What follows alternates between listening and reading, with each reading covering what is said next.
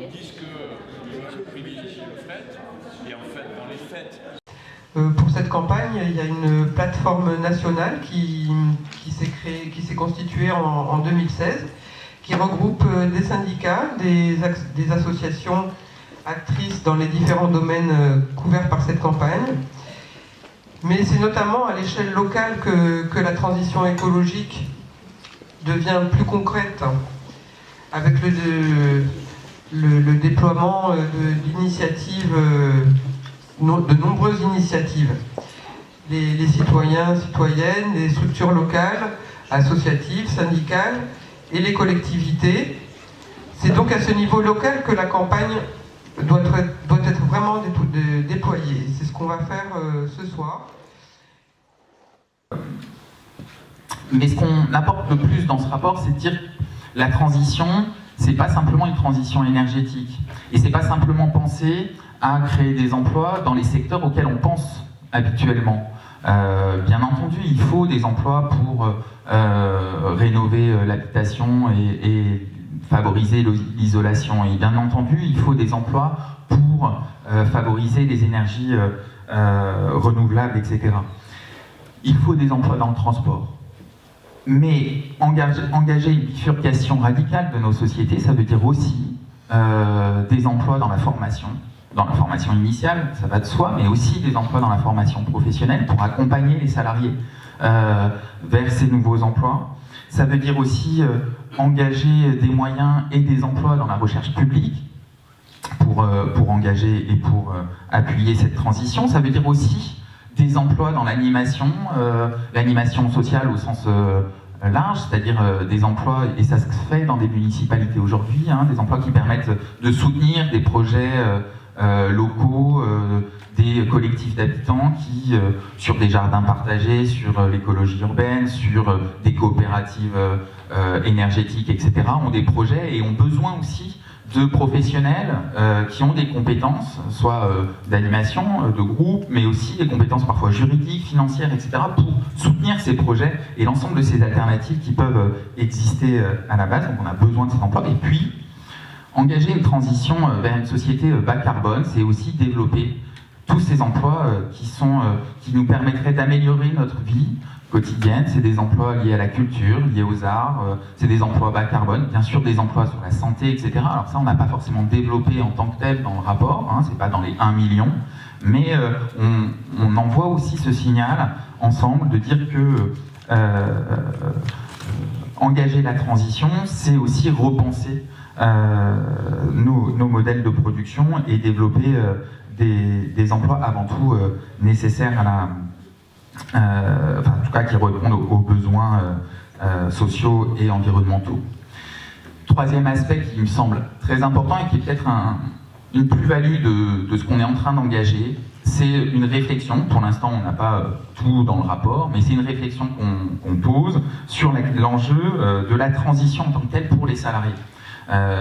C'est souvent un angle mort des réflexions. On se dit, la transition va permettre de créer 1,4 million d'emplois, c'est ce qu'on met dans le rapport, 600 000 à peu près dans les études mégawatts. En détruire 200 000, vous voyez, le solde il est positif, c'est bien, etc. Ok, mais on ne va pas demander à un salarié dans une entreprise, je sais pas, pétrochimique du nord de la France d'aller travailler le lendemain à Marseille dans une entreprise des énergies renouvelables. C'est pas comme ça que ça se passe la vie et c'est pas ça qu'on souhaite pour une transition qui soit juste socialement, qui permette aux salariés réellement que cette transition se fasse pour eux. On dit donc dans ce rapport qu'il n'y aura pas d'emploi sur une planète morte, donc il faut engager la transition, mais qu'il doit y avoir 0 chômeur climatique. Et donc, il faut réfléchir ensemble à quelles revendications, quels dispositifs on porte, y compris en direction des pouvoirs publics, mais ensemble, pour que cette transition ne se fasse pas sur le dos des salariés. Il y a la possibilité, s'il y a une volonté politique, d'aller prendre l'argent là où il est, de revenir sur, par exemple, le CICE, de s'attaquer aux niches fiscales qui bénéficient pour une partie aux énergies carbonées, de s'attaquer à l'évasion fiscale. L'évasion fiscale, c'est environ 70 à 80 milliards d'euros qui sont dilapidés, qui disparaissent des caisses de l'État et qui bénéficient aux plus riches. Voilà. On a d'ailleurs, c'est pas dans le rapport, mais j'en fais la publicité puisqu'on a aussi travaillé avec un certain nombre d'acteurs, Solidaires, FSU et d'autres, à la publication d'un rapport qui s'appelle « Rendez l'argent », qui est disponible sur le site d'Attaque et qui fait, lui, état, qui montre toutes les ressources disponibles entre une taxation des transactions financières, le CICE, les niches fiscales, etc., et qui chiffre à environ 200 milliards les ressources publiques disponibles immédiatement.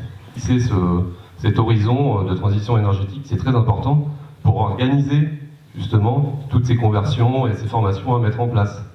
Aujourd'hui, on commence à parler de la fermeture de la centrale de Fessenheim. Effectivement, ça pose beaucoup de problèmes puisque rien n'a été prévu pour les emplois qui risquent de s'arrêter. Et c'est ça qui pose problème aujourd'hui en fait. C'est qu'on n'a pas anticipé les choses. Voilà, donc un petit mot maintenant sur Enercop. Donc Enercop, c'est quoi? C'est un fournisseur d'énergie 100% renouvelable et coopératif. Voilà, on peut avancer. Donc ça veut dire qu'on achète de l'électricité directement à des producteurs d'énergie renouvelable et que c'est un fonctionnement, un modèle économique très différent puisque c'est une coopérative donc, dans laquelle on va associer les producteurs d'énergie, les consommateurs, les salariés, les collectivités locales, enfin tous ceux qui souhaitent, parce qu'en fait notre ambition à Enercop, c'est de remettre le citoyen au cœur de la transition énergétique, au cœur de la gouvernance même de la transition énergétique. Donc par rapport à ça, peut-être déjà introduire un peu le sujet de la question à la fois agricole et climatique, et alimentaire aussi. Il faut savoir que déjà l'impact que peut avoir notre alimentation selon les chiffres de la FAO au niveau climatique, l'agriculture c'est 30% de la production de gaz à effet de serre, et avec l'alimentation, donc tout ce qui va être conservation, transformation, transport, stockage et compagnie, on va être sur à peu près 40%. Donc c'est-à-dire que plus du tiers des problèmes climatiques que nous rencontrons aujourd'hui est lié à notre façon de manger, tout simplement. Donc dans notre assiette, on détient une bonne part de la clé climatique de notre destin futur.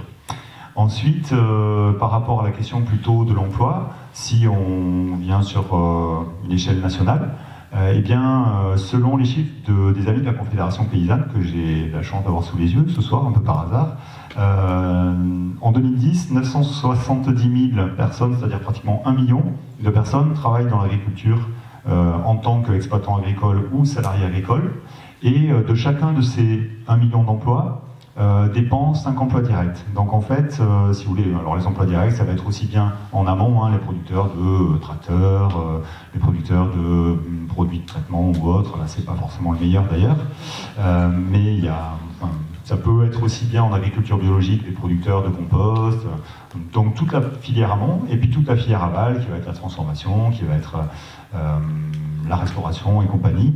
Donc en gros, tout ce qui concourt finalement au fait qu'il y ait ces 1 million d'emplois agricoles permet de générer à peu près 5 millions d'emplois, soit 20% en gros du nombre d'emplois de la population active en France. Donc c'est quand même conséquent.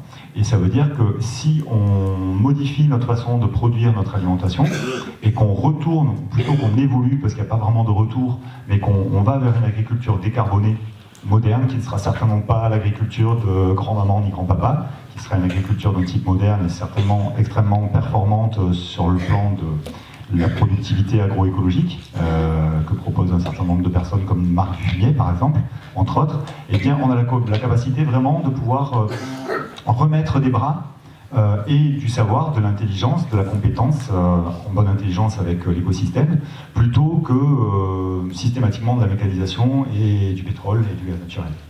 Que la transition énergétique a de quoi nous rendre optimistes, y compris par la mobilisation des acteurs de terrain, les acteurs de territoire. Là, on a des acteurs dont il nous parlait Jean-Christophe, qui sont la métropole et le département, à l'échelle et l'action du programme alimentaire territorial à l'échelle départementale, mais il y a aussi des actions qui sont qui sont articulées à cette échelle territoriale, qui sont des actions communales, et dont une dont je vais vous parler. Il s'agit du projet Garden Lab, que je suis en train techniquement de mettre en place sur la commune de Gignac-Lanert, mais d'un décloisonnement des approches entre le projet alimentaire, le projet agricole, des projets citoyens et les projets urbains. Donc ça, c'est une complexité.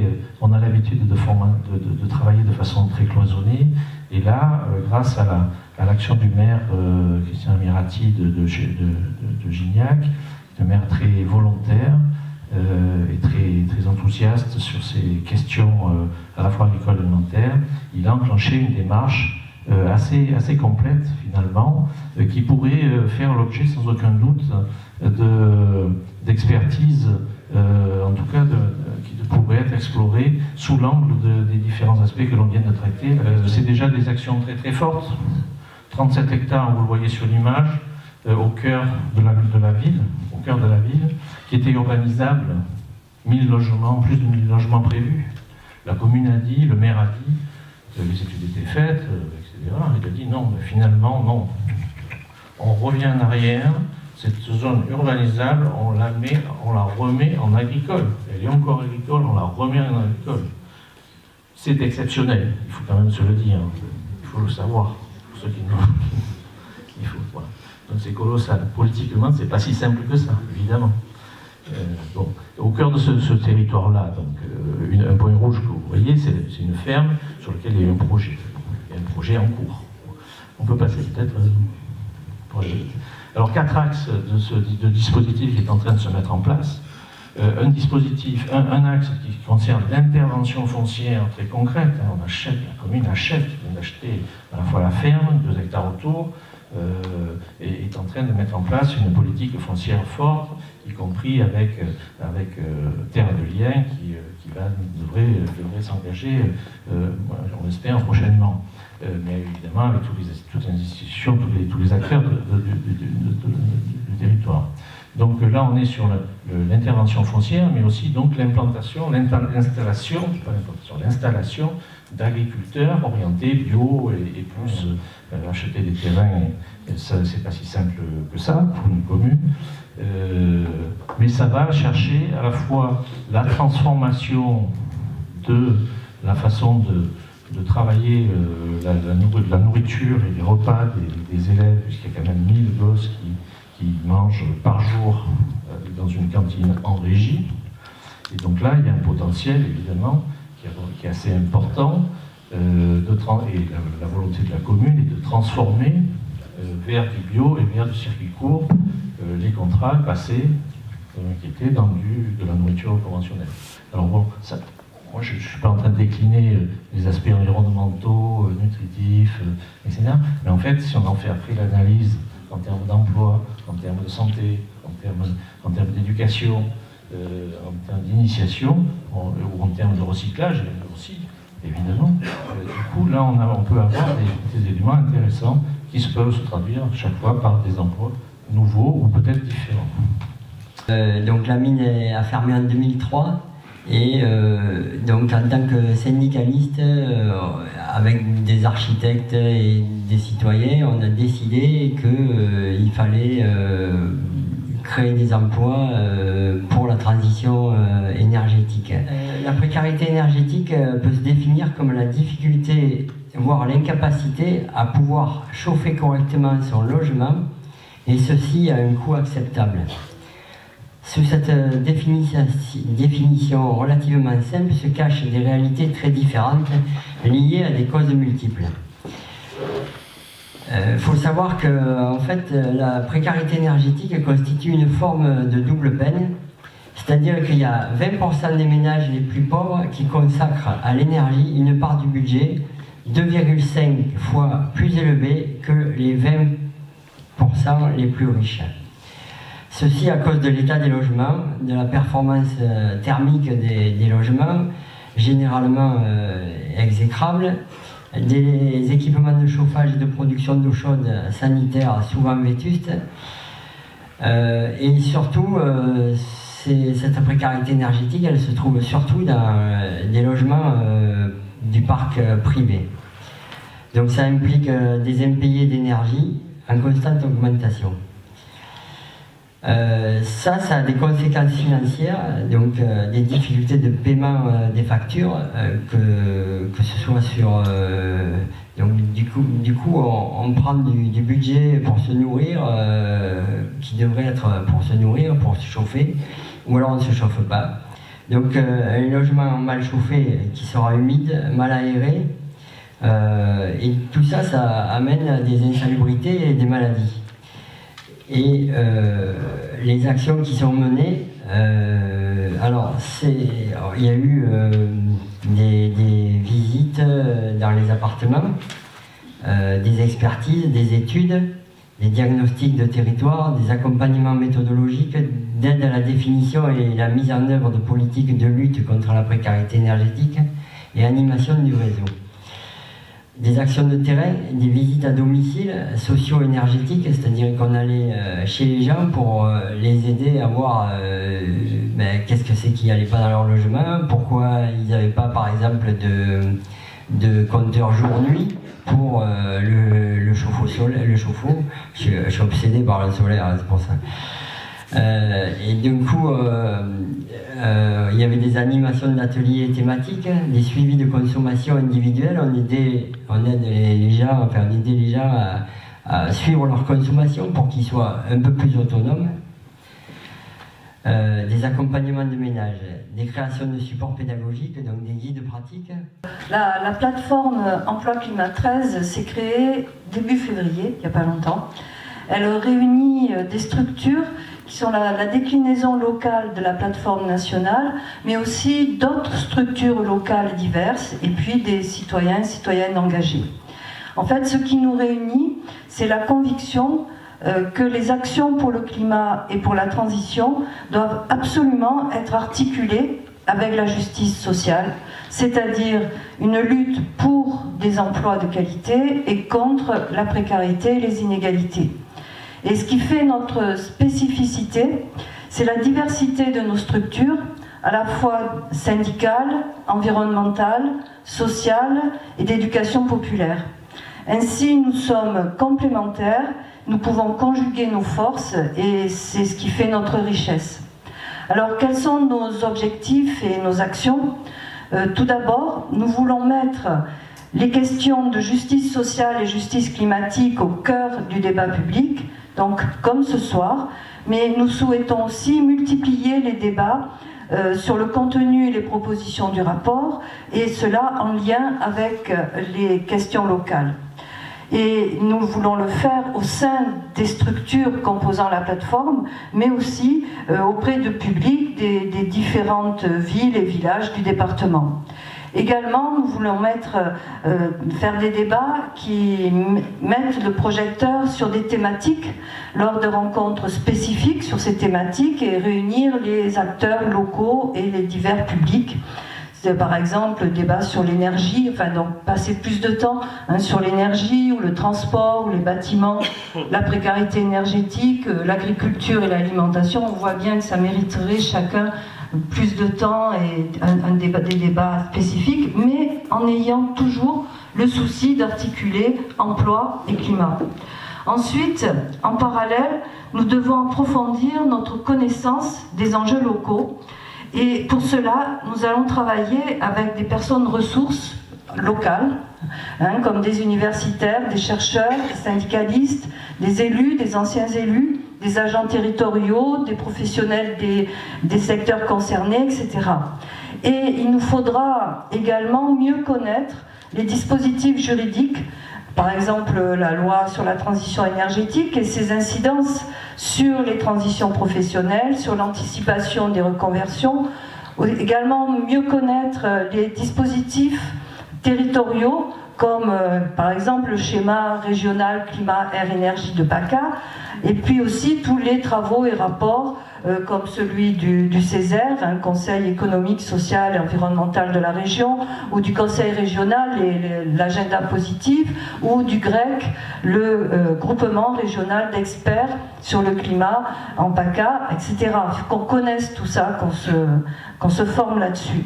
Et enfin, plus concrètement, nous devons faire un travail de terrain afin de repérer sur le département, d'une part, les initiatives locales prises par les collectivités locales ou par des citoyens engagés, qu'ils soient entrepreneurs ou associatifs ou coopératifs, et donc des initiatives qui favorisent la transition écologique, mais qui sont aussi porteuses de création d'emplois de qualité.